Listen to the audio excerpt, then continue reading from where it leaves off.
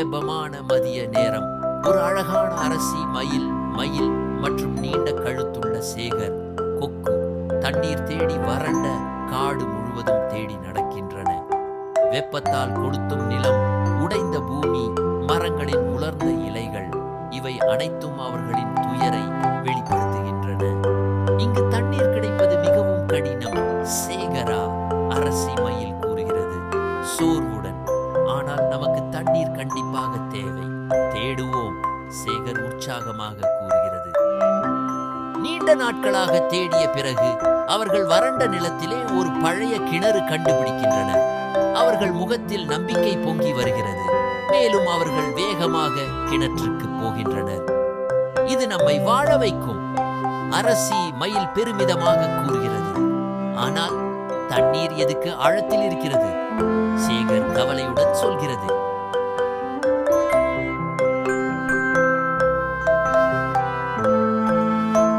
அரசி மயில் ஒரு பக்கத்தில் கல்லை கண்டு அதனை கிணற்றில் போட்டால் தண்ணீர் மேலே வரும் என்று யோசனை செய்கிறது.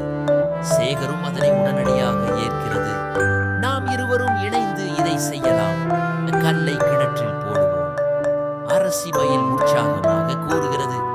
அட, இது நன்றாக இருக்கும், உடனே தொடங்குவோம், சேகர் சம்மதிக்கிறது. அரசி மயிலும் சேகரும் கல்லை ஒவ்வொன்றாக எடுத்துக்கொண்டு கிணற்றில் போட்டுக் கொண்டிருக்கின்றனர்.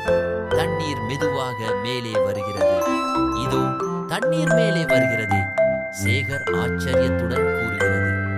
உழைத்தால் நமக்கு நன்மை கிடைக்கும், அரசி மயில் பெருமிதத்துடன் கூறுகிறது. தண்ணீர் கிணற்றின் மேல் நிலை வரை வந்துவிட்டது.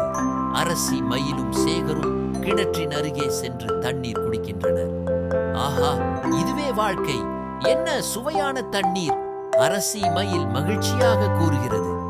நம்முடைய உழைப்பால் இதை அடைந்தோம், சேகர் சொல்கிறது.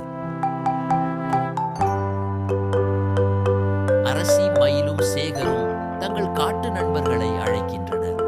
மான்கள், முயல்கள், குரங்குகள், மரவிலாங்கு ஆல் ஒருங்கிணைந்து வந்து கிணற்றின் தண்ணீரை குடிக்கின்றனர். நன்றி அரசி மயிலும் சேகரா, உங்கள் அறிவும் கூட்டு முயற்சியும் நம்மை காப்பாற்றியது, மானம் மகிழ்ச்சியாக சொல்கிறது. நம்முடன் பகிர்ந்து கொள்வது சுகம்தான், அரசி மயில் திருப்தி